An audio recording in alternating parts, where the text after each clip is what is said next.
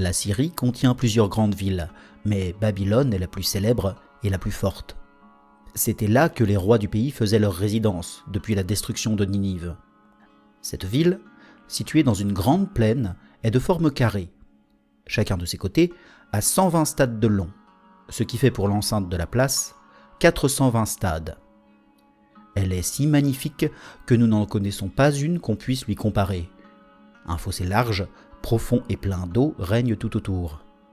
On trouve ensuite un mur de 50 coudées de roi d'épaisseur sur 200 en hauteur. La coudée de roi est de 3 doigts plus grande que la moyenne. Il est à propos d'ajouter à ce que je viens de dire l'emploi qu'on fit de la terre des fossés et de quelle façon la muraille fut bâtie. À mesure qu'on creusait les fossés, on en convertissait la terre en briques, et lorsqu'il y en eut une quantité suffisante, on les fit cuire dans des fourneaux. Ensuite, pour servir de liaison, on se servit de bitume chaud, et de 30 couches en 30 couches de briques, on mit des lits de roseaux entrelacés ensemble.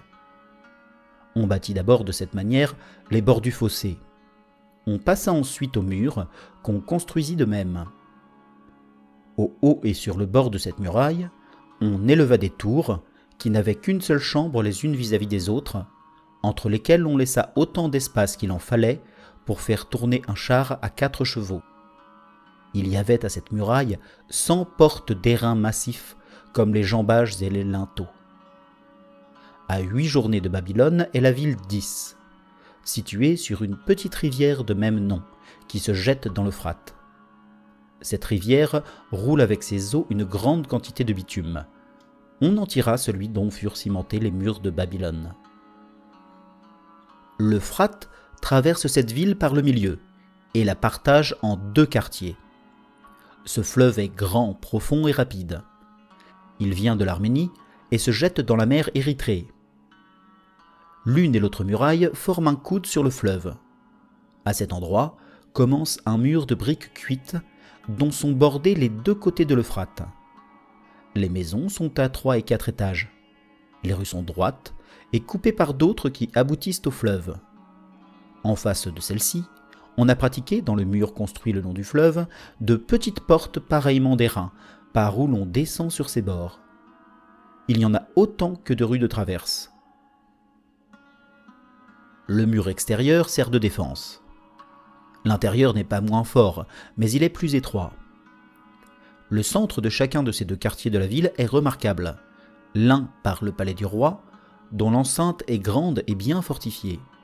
L'autre par le lieu consacré à Jupiter Bellus, dont les portes sont d'airain et qui subsiste encore actuellement.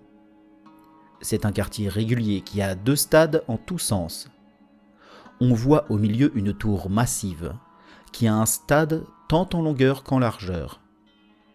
Sur cette tour s'en élève une autre, et sur cette seconde encore une autre, et ainsi de suite, de sorte que l'on en compte jusqu'à 8. On a pratiqué en dehors des degrés qui vont en tournant et par lesquels on monte à chaque tour. Au milieu de cet escalier, on trouve une loge et des sièges, où se reposent ceux qui montent. Dans la dernière tour est une grande chapelle. Dans cette chapelle, un grand lit bien garni, et près de ce lit une table d'or. On n'y voit point de statue.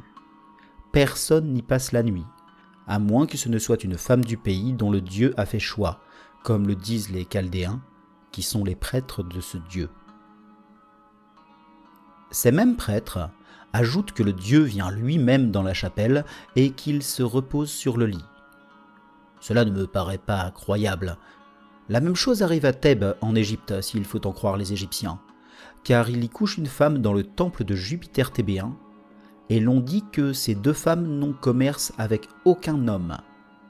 La même chose s'observe aussi à Patarès, en Lycie, lorsque le dieu honore cette ville de sa présence. Alors on enferme la grande prêtresse la nuit dans le temple, car il ne rend point en ce lieu d'oracle en tout temps. Dans ce temple de Babylone, il y a une autre chapelle en bas, où l'on voit une grande statue d'or qui représente Jupiter assis. Près de cette statue est une grande table d'or. Le trône et le marchepied sont du même métal. Le tout, au rapport des Chaldéens, vaut 800 talents d'or. On voit hors de cette chapelle un autel d'or, et outre cela, un autre autel très grand, sur lequel on immole du bétail d'un âge fait. Car il n'est permis de sacrifier sur l'autel d'or que des animaux encore à la mamelle. Les Chaldéens brûlent aussi sur ce grand autel, tous les ans, à la fête de ce dieu, 1000 talents pesant d'encens. Il y avait encore en ce temps-là, dans l'enceinte sacrée, une statue d'or massif de 12 coudées de haut. Je ne l'ai point vue, je me contente de rapporter ce qu'en disent les Chaldéens. Darius, fils d'Islaspès, forma le projet de l'enlever, mais il n'osa l'exécuter. Xerxès, fils de Darius, fit tuer le prêtre qui s'opposait à son entreprise et s'en empara. Telles sont les richesses de ce temple. On y voit aussi beaucoup d'autres offrandes particulières. Babylone a eu un grand nombre de rois, dont je ferai mention dans mon histoire d'Assyrie. Ce sont eux qui ont environné cette ville de murailles et qui l'ont embellie par les temples qu'ils y ont élevés. Parmi ces princes, on compte 2 reines. La première précéda l'autre de 5 générations. Elle s'appelait Sémiramis. Elle fit faire ces digues remarquables qui retiennent l'Euphrate dans son lit et l'empêchent d'inonder les campagnes, comme il le faisait auparavant. La seconde reine, nommée Nitocris, était plus prudente que la première. Parmi plusieurs ouvrages dignes de mémoire dont je vais parler, elle fit celui-ci. Ayant remarqué que les Mèdes, devenus puissants, ne pouvaient rester en repos, et qu'ils s'étaient rendus maîtres de plusieurs villes, et entre autres de Ninive, elle se fortifia d'avance contre eux autant qu'elle le put. Premièrement, elle fit creuser des canaux au-dessus de Babylone. Par ce moyen, l'Euphrate, qui traverse la ville par le milieu, de droit qu'il était auparavant, devint oblique et tortueux, au point qu'il passe 3 fois par Ardérica, bourgade d'Assyrie. Et encore maintenant, ceux qui se transportent de cette mer-ci à Babylone rencontrent, en descendant l'Euphrate, ce bourg 3 fois en 3 jours. Elle fit faire ensuite, de chaque côté, une levée digne d'admiration, tant pour sa largeur que pour sa hauteur. Bien loin au-dessus de Babylone, et à une petite distance du fleuve, elle fit creuser un lac, destiné à recevoir les eaux du fleuve quand il vient à se déborder. Il avait 420 stades de tour. Quant à sa profondeur, on le creusa jusqu'à ce qu'on trouva l'eau. La terre qu'on en tira servit à relever les bords de la rivière. Ce lac achevé, on en revêtit les bords de pierre.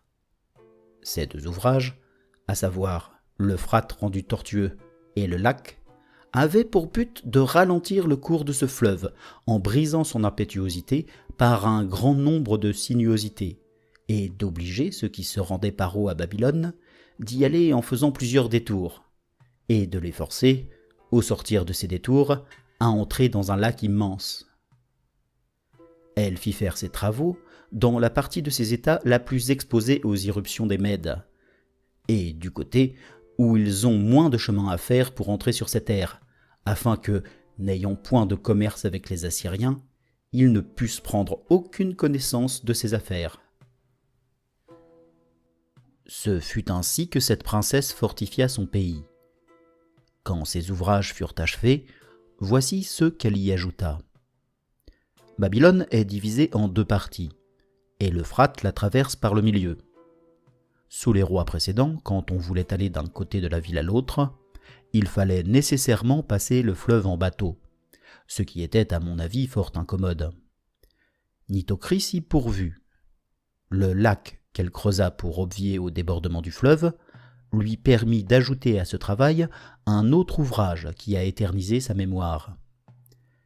Elle fit tailler de grandes pierres, et lorsqu'elles furent prêtes à être mises en œuvre, et que le lac eut été creusé, elle détourna les eaux de l'Euphrate dans ce lac. Pendant qu'il se remplissait, l'ancien lit du fleuve demeura à sec. Ce fut alors qu'on en revêtit les bords de briques cuites en dedans de la ville, ainsi que les descentes qui conduisent des petites portes à la rivière. et l'on s'y prit comme l'on avait fait pour construire le mur. On bâtit aussi au milieu de la ville un pont, avec les pierres qu'on avait tirées des carrières, et on les lia ensemble avec du fer et du plomb. Pendant le jour, on y passait sur des pièces de bois carrées qu'on retirait le soir, de crainte que les habitants n'allassent de l'un et de l'autre côté du fleuve pour se voler réciproquement. Lorsqu'on eut fait passer dans le lac les eaux du fleuve, on travailla au pont.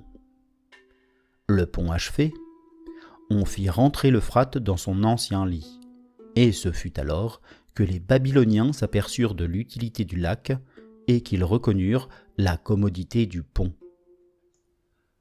Voici la ruse qu'imagina aussi cette même reine. Elle se fit ériger un tombeau sur la terrasse d'une des portes de la ville les plus fréquentées, avec l'inscription suivante qu'on y grava par son ordre. Si quelqu'un des rois qui me succéderont à Babylone vient à manquer d'argent, qu'il ouvre ce sépulcre et qu'il en prenne autant qu'il voudra, mais qu'il se garde bien de l'ouvrir par d'autres motifs, et s'il n'en a du moins un grand besoin, cette infraction lui serait funeste. Ce tombeau demeura fermé jusqu'au règne de Darius, mais ce prince, s'indignant de ne pas faire usage de cette porte parce qu'il n'aurait pu y passer sans avoir un corps mort sur sa tête, et de ne point se servir de l'argent qui y était en dépôt, et qui semblait l'inviter à le prendre, le fit ouvrir. Mais il n'y trouva que le corps de Nitocris avec cette inscription. « Si tu n'avais pas été insatiable d'argent et avide d'un gain honteux, tu n'aurais pas ouvert les tombeaux des morts. » Ce fut contre le fils de cette reine que Cyrus fit marcher ses troupes. Il était roi d'Assyrie et s'appelait Labynetos, de même que son père. Le grand roi ne semait point en campagne qu'il n'ait avec lui beaucoup de vivres et de bétail qu'il tire de son pays. On porte aussi à sa suite de l'eau du Choaspès, fleuve qui passe à Suse. Le roi n'en boit pas d'autre. On la renferme dans des vases d'argent après l'avoir fait bouillir, et on la transporte à la suite de ce prince sur des chariots à 4 roues traînés par des mulets. Cyrus, marchant contre Babylone, arriva sur les bords du Jindès. Ce fleuve a ses sources dans les monts Matyaniens, et après avoir traversé le pays des Darnéens, il se perd dans le Tigre, qui passe le long de la ville d'Opis, et se jette dans la mer Érythrée, le golfe Persique. Pendant que Cyrus essayait de traverser le Jindès, quoiqu'on ne pût le faire qu'en bateau, un de ces chevaux blancs qu'on appelle sacrés, emporté par son ardeur, sauta dans l'eau, et, s'efforçant de gagner la rive opposée, la rapidité du courant l'enleva, le submergea et le fit entièrement disparaître. Cyrus, indigné de l'insulte du fleuve, le menaça de le rendre si petit et si faible que, dans la suite, les femmes mêmes pourraient le traverser sans se mouiller les genoux. Ces menaces faites, il suspend l'expédition contre Babylone, partage son armée en 2 corps, trace au cordeau de chaque côté de la rivière 180 canaux qui venaient y aboutir en tous sens, et les fait ensuite creuser par ses troupes. On en vint à bout, parce qu'on y employa un grand nombre de travailleurs, mais cette entreprise les occupa pendant tout l'été. Cyrus, s'étant vengé du Jindès en le coupant en 360 canaux, continua sa marche vers Babylone dès que le second printemps eut commencé à paraître. Les Babyloniens, ayant mis leurs troupes en campagne, l'attendirent de pied ferme. Il ne parut pas plus tôt près de la ville qu'ils lui livrèrent bataille. Mais, ayant été vaincus, ils se renfermèrent dans leurs murailles. Comme ils savaient depuis longtemps que ce prince ne pouvait rester tranquille et qu'il attaquait également toutes les nations, ils avaient fait un amas de provisions pour un grand nombre d'années. Aussi le siège ne les inquiétait-il en aucune manière. Cyrus se trouvait dans un grand embarras. Il assiégeait la place depuis longtemps et n'était pas plus avancé que le premier jour. Enfin, soit que de lui-même il eût connu ce qu'il fallait faire, soit que quelqu'un, le voyant embarrassé, lui donnait un bon conseil, voici le moyen qu'il employa.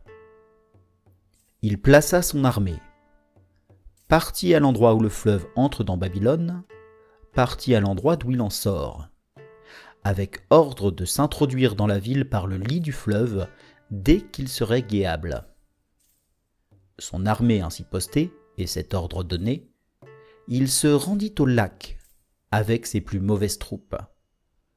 Lorsqu'il y fut arrivé, il détourna, à l'exemple de la reine de Babylone, par le canal de communication, le fleuve dans le lac, qui était un grand marais. Les eaux s'y écoulèrent, et l'ancien lit de l'Euphrate devint guéable. Cela fait, les Perses, qui avaient été placés exprès sur les bords du fleuve, entrèrent dans Babylone par le lit de la rivière, dont les eaux s'étaient tellement retirées qu'ils n'en avaient guère que jusqu'au milieu des cuisses. Si les Babyloniens eussent été instruits d'avance du dessein de Cyrus, ou qu'ils s'en fussent aperçus au moment de l'exécution, ils auraient fait périr l'armée entière, loin de la laisser entrer.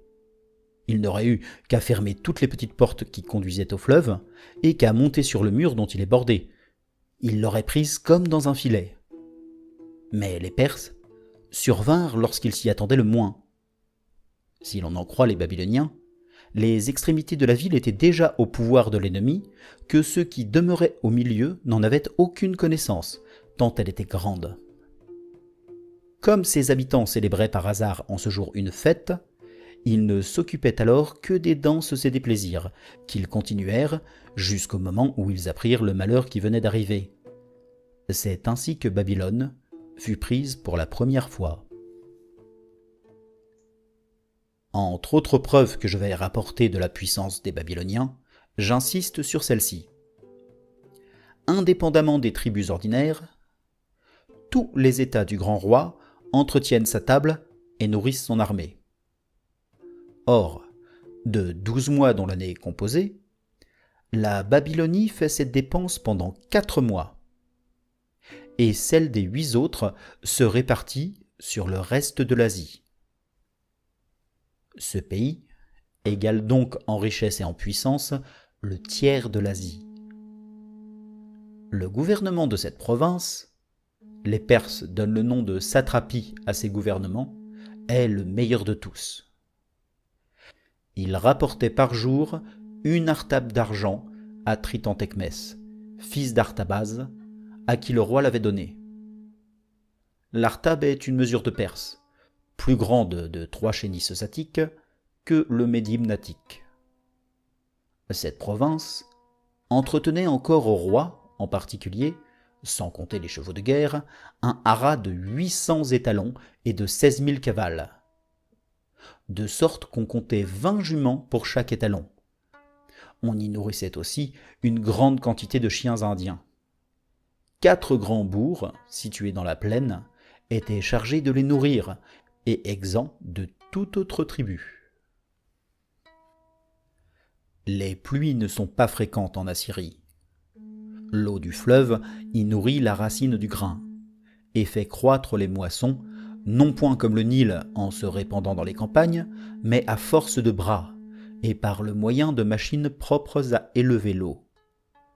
Car la Babylonie est, comme l'Égypte, entièrement coupée de canaux, dont le plus grand porte des navires. Il regarde le lever d'hiver et communique de l'Euphrate au Tigre sur lequel était située Ninive. De tous les pays que nous connaissons, c'est sans contredit le meilleur et le plus fertile en grains de blé. La terre n'essaye pas du tout d'y porter de figuiers, de vignes, ni d'oliviers. Mais en récompense, elle y est si propre à toutes sortes de grains qu'elle apporte toujours 200 fois autant qu'on a semé, et que, dans les années où elle se surpasse elle-même, elle rend 300 fois autant qu'elle a reçu. Les feuilles du froment et de l'orge y ont bien 4 doigts de large. Quoique je n'ignore pas à quelle hauteur y viennent les tiges de millet et de sésame, je n'en ferai point mention, persuadé que ceux qui n'ont point été dans la Babylonie ne pourraient ajouter foi à ce que j'ai rapporté des grains de ce pays. Les Babyloniens ne se servent que de l'huile qu'ils expriment du sésame. La plaine est couverte de palmiers. La plupart portent du fruit. On en mange une partie, et de l'autre, on tire du vin et du miel. Ils les cultivent de la même manière que nous cultivons les figuiers. On lie et on attache le fruit des palmiers, que les Grecs appellent palmier mâle, aux palmiers qui portent les dattes, afin que le moucheron, s'introduisant dans la datte, la fasse mûrir et l'empêche de tomber, car il se forme un moucheron dans le fruit des palmiers mâles, comme dans celui des figuiers sauvages. Je vais parler d'une autre merveille, qui, du moins après la ville, est la plus grande de toutes celles qu'on voit en ce pays. Les bateaux dont on se sert pour se rendre à Babylone sont faits avec des pots et de forme ronde. On les fabrique dans la partie de l'Arménie qui est au-dessus de la Syrie, avec des saules dont on forme la carène et les varangues qu'on revêt par dehors de pots, à qui on donne la figure d'un plancher. On les arrondit comme un bouclier, sans aucune distinction de poupe ni de proue, et on en remplit le fond de paille. On les abandonne au courant de la rivière chargés de marchandises, et principalement de vin de palmier.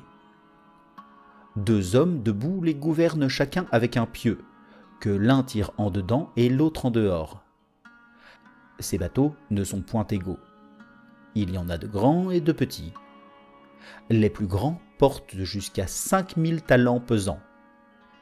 On transporte un âne dans chaque bateau. Les plus grands en ont plusieurs. Lorsqu'on est arrivé à Babylone et qu'on a vendu les marchandises, on met aussi en vente les varangues et la paille.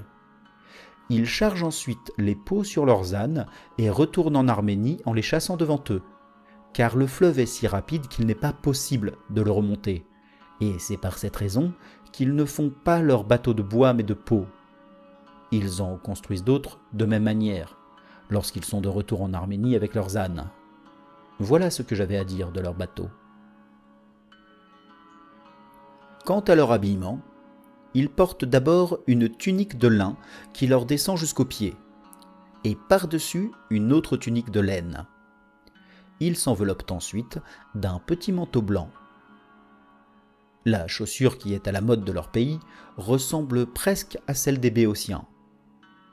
Ils laissent croître leurs cheveux, se couvrent la tête d'une mitre et se frottent tout le corps de parfum. Ils ont chacun un cachet et un bâton travaillé à la main au haut duquel est ou une pomme, ou une rose, ou un lys, ou un aigle, ou toute autre figure, car il ne leur est pas permis de porter de canne ou de bâton sans un ornement caractéristique. C'est ainsi qu'ils se parent. Passons maintenant à leur loi. La plus sage de toutes, à mon avis, est celle-ci. J'apprends qu'on la retrouve aussi chez les Vénètes, peuple d'Illyrie. Dans chaque bourgade, ceux qui avaient des filles nubiles les amenaient tous les ans dans un endroit où s'assemblait autour d'elles une grande quantité d'hommes.